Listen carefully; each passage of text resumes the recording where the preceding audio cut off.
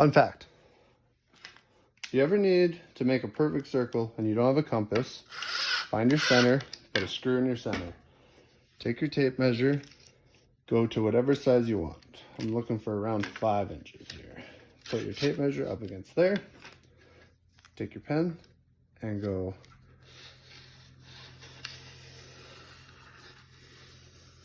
like so. You now have a close to 5-inch circle.